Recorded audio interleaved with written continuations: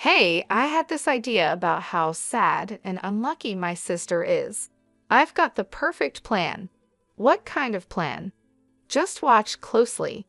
Mary put on a fancy wedding dress, the kind you would wear to a wedding. She walked over to the microphone. When she got it, she turned to the guests and said confidently, "Would anyone like to take my sister off our hands? She's not very educated and she's getting old, isn't she?" After she said this, Mary looked at her sister with a smug, mean smile, but she didn't realize how rude her actions were. The mood in the room changed quickly. People started whispering, and some guests gave Mary cold looks. Mary didn't notice and grabbed the microphone again. "Come on, sister, you need to sell yourself more. There are plenty of handsome doctors here. You really don't understand what you've done, do you?" In the next moment, something major and unexpected happened. "My name is Amy Schumer, a plain 31-year-old working woman.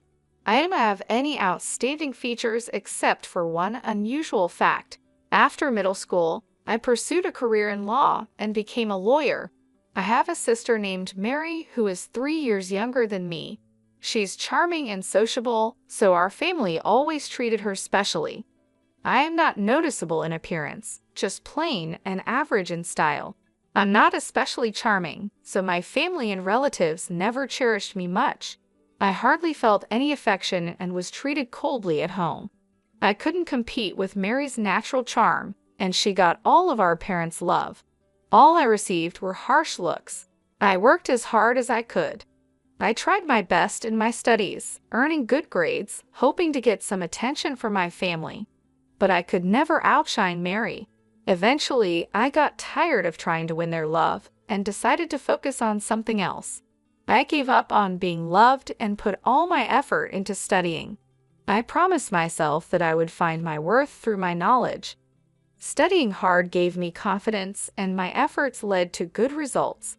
I hoped that my success in school would one day earn me a word of praise from my parents. Holding on to this faint hope, I stayed up late every night, studying. Throughout middle school, I was always at the top of my class and did better than other students in every test. But even then, my parents never praised me. Instead, they often criticized my grades. It's not just about being at the top. You need to get nearly perfect scores in every subject. Yes, even if you score 98% in science, it's not perfect. But this recent exam was really difficult. I would try to explain. "Excuses again. Your insufficient efforts are why you end up with such results," my mother would say sharply. Her voice was as cold as ice. "Are you intending to flaunt those less than perfect grades?" All I could do was apologize. "Yes, I'm sorry," I murmured softly. No matter how much time and effort I invested, my results never matched my parents' idea of perfect. They never acknowledged my efforts. Any score less than 101% was just a reason for them to scold me. But more than my parents' coldness, my sister Mary's seemingly innocent words hurt more. "Oh, sister, you're not getting lectured again, are you?" She would come into my room without permission and smirk at my report card. "Good grades and still scolded. That's sad. I get praise for barely passing." "Did you come here just to say that?" I asked, feeling frustrated. "I was worried maybe you were down again, but I didn't expect such a cold reception," Mary said, pretending to be concerned. "If you were really worried, you wouldn't speak to me like that," I replied, trying to keep calm. "See, that's your problem. You're always like this, so standoffish. That's why Mom and Dad don't show you love," Mary said, her gaze cold as ice. She looked down on me with unmistakable contempt. For a brief moment, her attitude was clear even as she left the room. After she was gone, I could hear her cheerful laughter with our parents from the living room. I should have been used to this by now, but the sadness overwhelmed me and tears ran down my cheeks. I had told myself many times that I didn't need my parents' approval and that Mary's words wouldn't affect me. Despite that, my emotions betrayed me, and I cried. In my hand was the crumpled report card, wrinkled from my tight grip. I resolved once again to stand on my own and escape from this stifling family environment. I decided that doing well in my studies and improving my abilities was the key to that escape. From that moment, I threw myself into my studies with even more determination.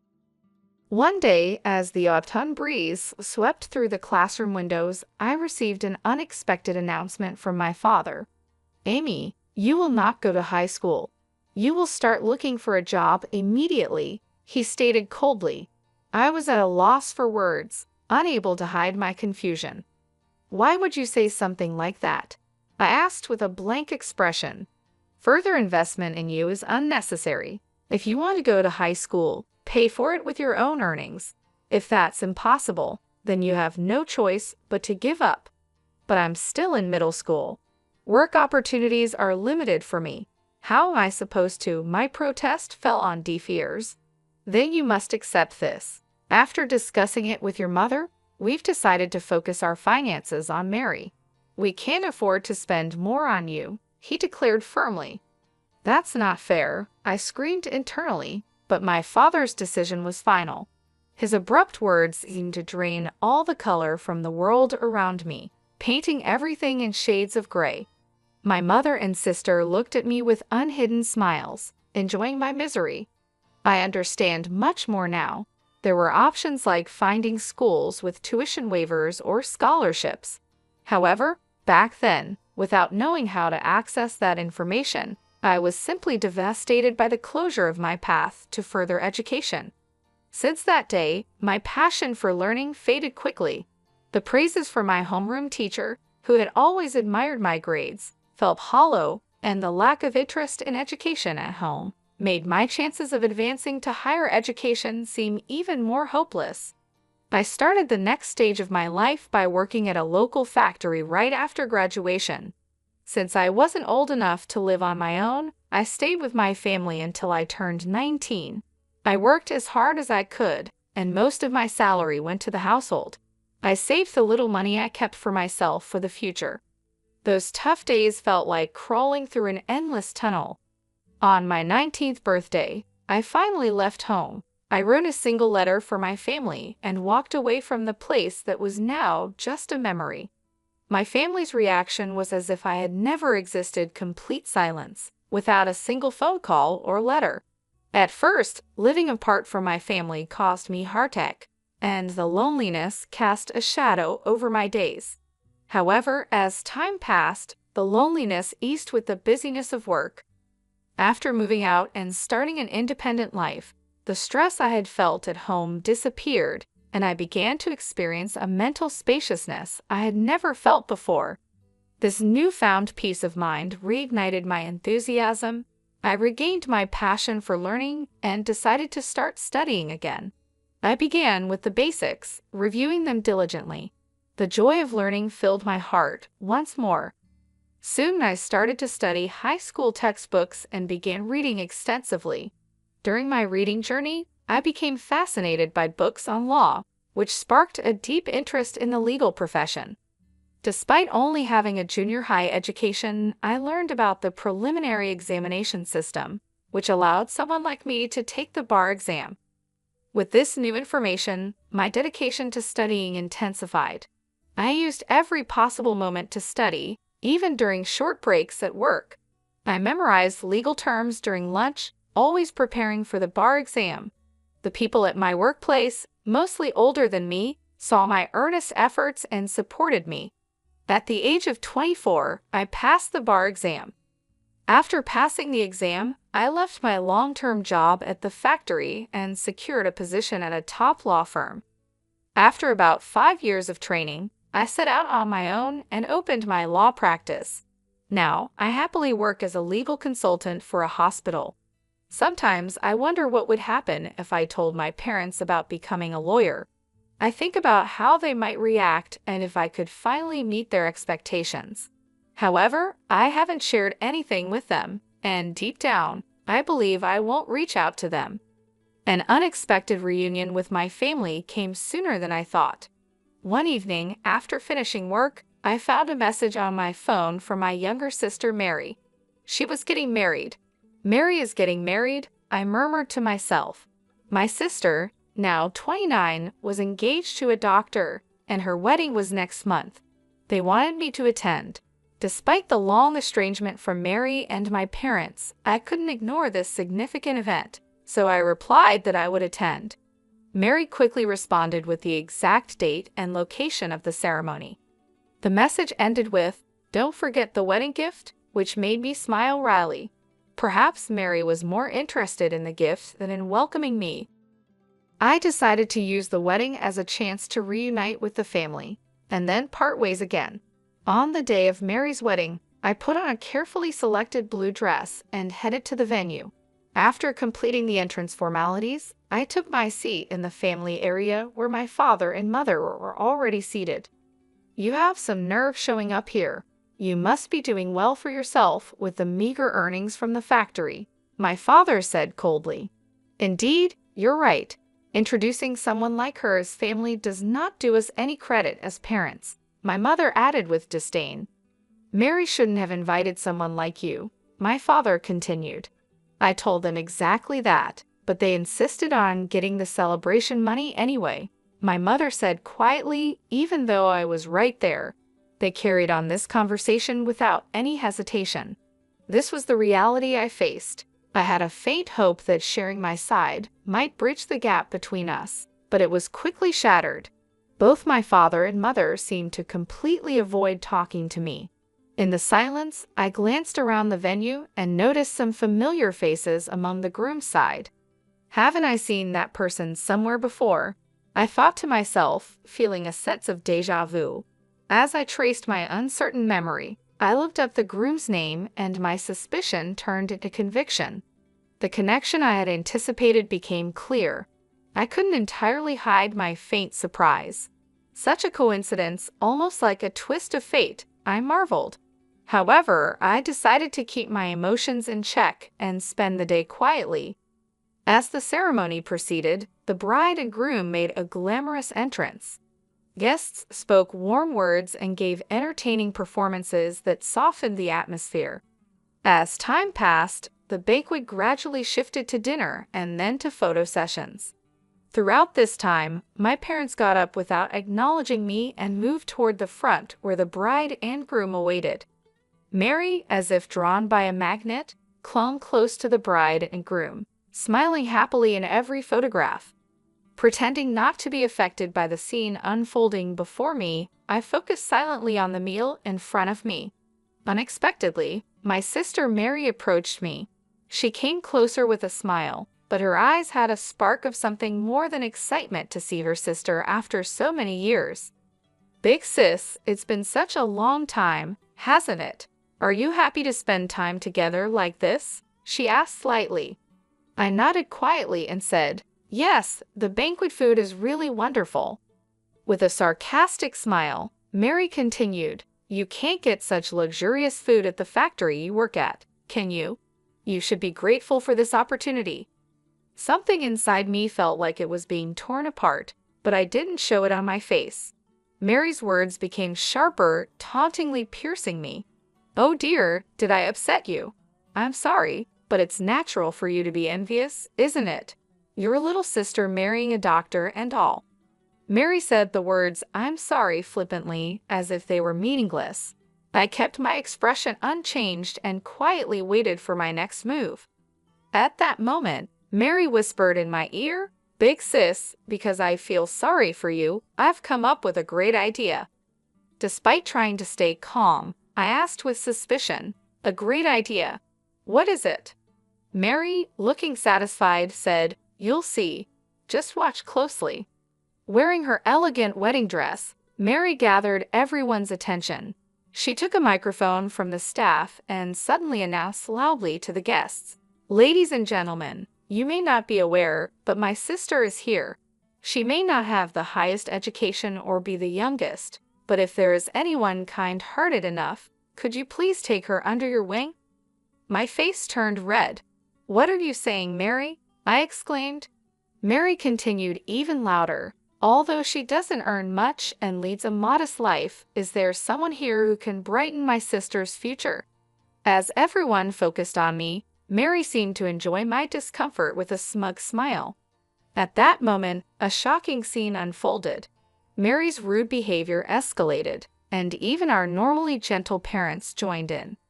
"Please treat her kindly," my parents added. This was the last straw for me. Rage swirled within me. To ridicule someone so much at a happy event, how far would they go? I couldn't believe it. But now it was time for them to face reality. As the atmosphere shifted and murmurs spread through the venue, Mary, unaware she was the center of attention, cheerfully called out, "Amy, look, there are so many doctors here. It's your chance." I stayed silent but conveyed my strong will through my somber gaze. "This is the end for you." Confused, Mary responded, "Eh?" I continued more calmly, "You'll understand soon just how terrible your actions have been." Just as Mary tried to make an excuse, the groom suddenly raised his voice. "Wait, please. Why are you leaving your seats?" The venue was riveted by his voice. Looking toward the groom, it was clear all his colleagues from work were standing up, heading for the exit. Even as the groom tried to stop them, a dignified man, who appeared to be the hospital director, spoke to the groom with determination. "The recent remarks of the bride were so unpleasant that I'm in disbelief. I apologize, but we can no longer stay here. We will take our leave now," the hospital director said. The groom hurried to stop him, offering to take responsibility for Mary's words and actions. "Please wait. I admit her words were inappropriate. I'll speak to her directly and ensure she changes her behavior." However, the hospital director pointed out the gravity of the issue and revealed something the groom didn't know. "The problem isn't just that. Do you not know what kind of person her sister is?" The groom, confused, admitted, "No, I only met her sister for the first time today. All I've heard is that she worked in a factory after graduating from middle school." The hospital director couldn't hide his irritation. "Don't be ridiculous. Her sister is a respected lawyer and serves as the legal advisor to our hospital." The groom was shocked to learn this, indicating he had no idea I was the hospital's legal advisor. Mary and my parents were also speechless. I was the legal advisor of the hospital where Mary's fiancé worked. I had seen him several times at hospital events, which is why he looked familiar. The other guests probably realized this too. Mary's inappropriate comments only made things worse, and that's why the hospital director was so outraged. Although the groom himself had no direct relation to me, the hospital director and staff valued the legal advisor highly. The groom's face turned red, and he stepped toward Mary, raising his voice. "What on earth is this? Because of your carelessness, my reputation is now tarnished." Mary stumbled over her words, then defended herself like a bewildered child. "It's not like that. I truly had no idea my sister was in such a prestigious position." Growing more indignant, the groom continued to scold Mary. "Ignorance is no excuse. How can you speak so lightly and disrespectfully of your own sister? Your behavior is disgraceful. You've truly lost sight of what's valuable." Mary, desperately trying to explain, pleaded, "Wait a minute, listen, I have a good reason." However, the groom, without giving her a chance to explain, declared decisively, "The marriage is off. I have no interest in hearing your excuses. Our engagement ends here." Shocked by his words, Mary collapsed on the spot, her complexion turning deathly pale.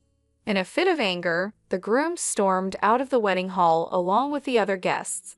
As I was about to leave, I heard a desperate cry from my sister behind me. "Please help me, Amy." Without being swayed by her cries, I confronted her with a stern tone. "Help you? Why should I? The situation you're in is because of your own actions. Making jokes at others' expense and then playing the victim is pathetic." Mary, filled with confusion and anxiety, pleaded, "Why are you using such harsh words? If I had known about your success as a lawyer." With a quiet yet firm attitude, I responded, "Why should I need to inform someone who has never contacted me about my profession? In fact, I was planning to end our relationship after this wedding. But now, seeing your unfortunate end, I am somewhat satisfied. You must be disappointed that your engagement to a doctor has been called off. Well, You'd better work hard to find your next prospect." With these words, I left the venue with dignity. From afar, I could hear the critical voices of my parents and other guests. Everything proceeded as expected, and Mary's marriage was no more.